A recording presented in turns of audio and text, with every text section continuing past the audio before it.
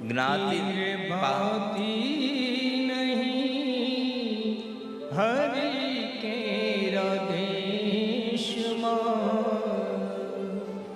एवी रीते रहूं निर्माण।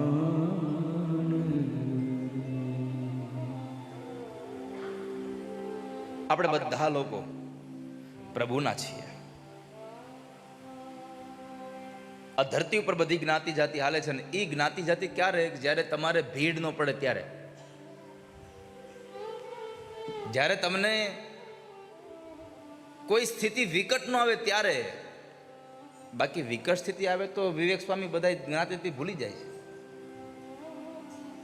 યુવાન દીકરાનો એક્સિડન્ટ થાય અને ડોક્ટરો એમ કે લોહી ચડાવવું પડશે આને, અને તમે બ્લડ બેંકમાં જાઓ, કોઈ દી કીધું આમ બ્રાહ્મણ છે એટલે બ્રાહ્મણનું જ લોહી આપજો? ત્યારે તો કોઈને જ્ઞાતિ જાતિ નથી યાદ આવતા. જ્યારે બધું સ્વસ્થ હોય ને ત્યારે બધાય આ ફંદ આવડે આપણને. ભૂખ ન લાગ્યું એટલે શું કે મને આ નથી ભાવતી, બીજું આપો કઈ. પણ 2 દિવસથી આ જમવાનું મળ્યું ન હોય અને પછી આપો લ્યો ને ટાઢો રોટલો, ઓહો બહુ સારું લાગે છે ટાઢો.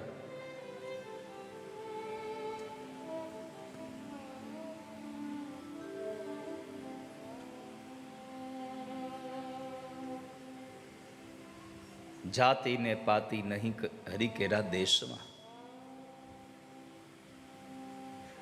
આ વર્ણનો વિકાર કાઢી નાખો. સુખદેવજી મહારાજે વર્ણ વ્યવસ્થાની વાત બતાવી. ત્યાર પછી એમણે પ્રભુના વિરાટ સ્વરૂપની કથા બતાવી. આ વિશ્વ એ ભગવાનનું વિરાટ સ્વરૂપ છે, પ્રભુનું આખું આ સ્વરૂપ છે. પછી પરમાત્માએ વ્યાસને વંદના કરી, પોતાના ગુરુને વંદના કરી.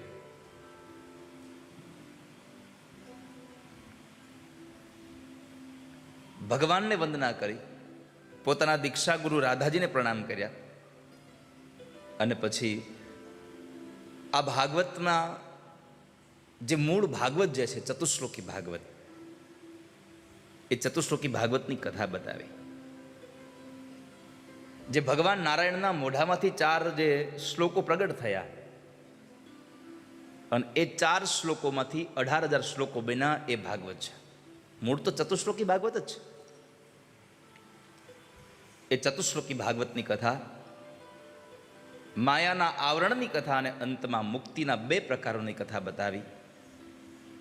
સદ્યો મુક્તિ અને ક્રમ મુક્તિ, આ 2 મુક્તિઓ બતાવી.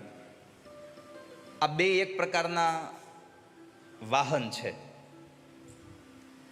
સદ્યો મુક્તિ એટલે પ્લેન છે અને ક્રમ મુક્તિ એટલે ટ્રેન છે. ટ્રેનમાં પૈસો ઓછો જોઈએ, પ્લેનમાં પૈસા વધારે જોઈએ. હવે નક્કી તમારે કરવાનું છે કે તમારે પ્લેનમાં બેસવું છે કે ટ્રેનમાં. પ્લેનમાં બેસશો તો સીધા તમારા સ્ટેશન ઉતારશે અથવા તો 1-2 સ્ટેશન આગળ ઉતારશે.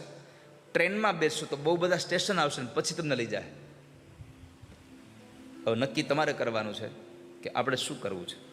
આ મનુષ્ય અવતારમાંથી સીધું જ ભગવાનના ધામમાં પહોંચી જવું છે તો ભગવાનના નામનું નાણું વધારે તમારે ભેગું કરવું પડશે. અને એમ થાય કે ના ના આપણે તો ક્યાં એટલું બધું જે ઉતાવળ છે, તો પછી કીડા મકોડા કૂતરા વાંદડા બિલાડા આમાં થઈને જવાનું. ને પછી જલસા. વાંદરા બની તો કેટલું ફ્રૂટી જ પીવા મળે.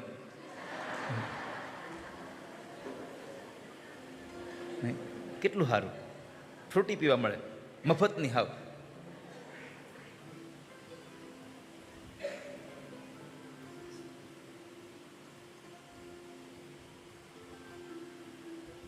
અહીંના વાંદરાય વાળા હાલત.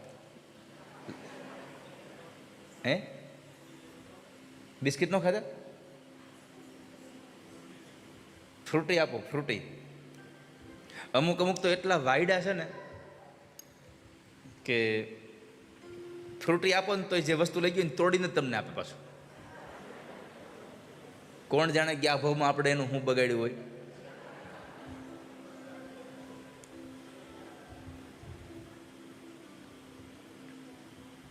કેટલું ચંચળ એ જીવ, એક જગ્યાએ બેહે નહીં, આ ડાળથી આ ડાળ ને આ ડાળથી આ ડાળ. એટલે જ તો મહાપુરુષોએ આપણા મનને પણ મરકટ જેવું કીધું છે. આપણું મને મરકટ જ છે, એક જગ્યાએ બેહે જ નહીં હરખું, એક ડાળથી બીજી ડાળે જાય જ પાછું.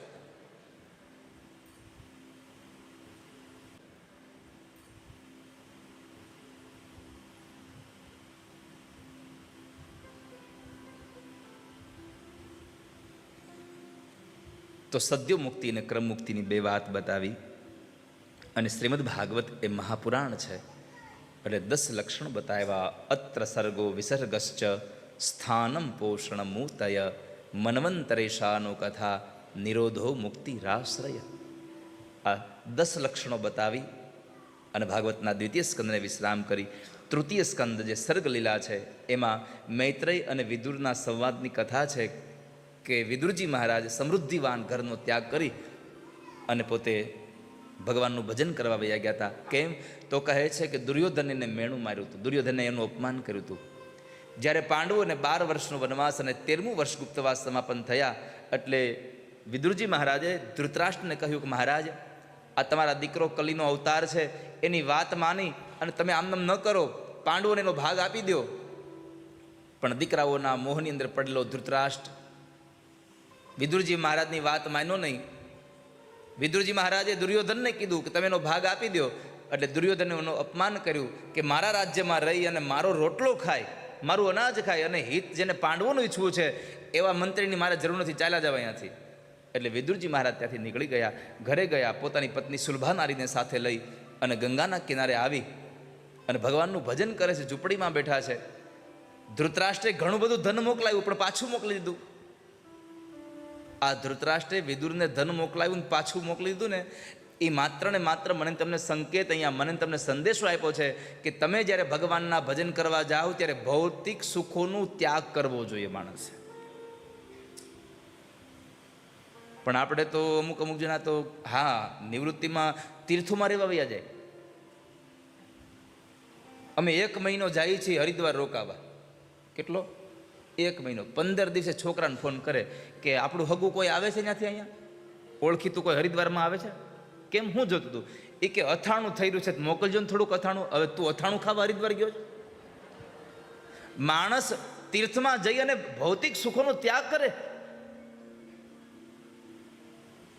તીર્થમાં જઈ અને જે સગવડતાઓ છે આપણી, બસ આપણી જરૂરિયાતની સગવડતાઓ સચવાઈ જાય એટલી વ્યવસ્થા થઈ જાય એટલે બહુ થઈ ગયું છે. પણ આપણે અહીંયા જઈને ના, હું નીચે નહીં બેસી શકું, મને પગ બહુ દુખે, મારાથી બહુ હલાહે નહીં, એટલે ઉતારો નજીક આપજો. કાલ તો હું એ જ જોતો હતો કેટલા લોકોને પગ દુખે છે, કોઈના દુખતા નહોતા.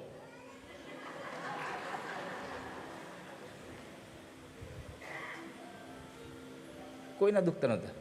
આ એક રાજનના દુખતા હતા.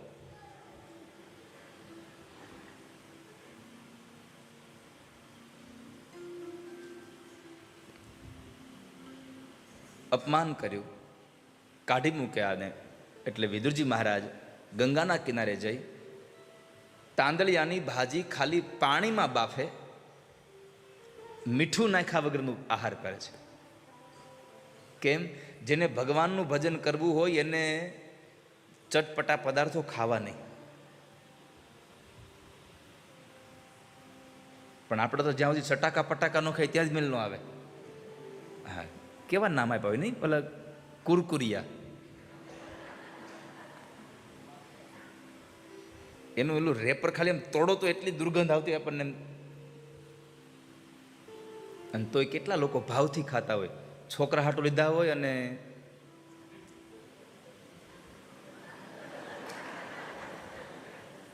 લીધા હોય છોકરા હાટું, પણ ખાતા હોય એના મમ્મી પાછા બેઠા બેઠા.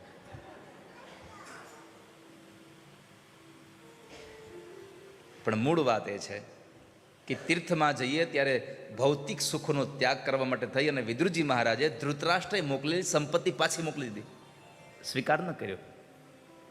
બીજું, ભગવાન જેવા ભગવાન આવીને દુર્યોધનને સમજાવે છે કે દુર્યોધન સમજી જા, પાંડવોને 5 ગામ આપી દે.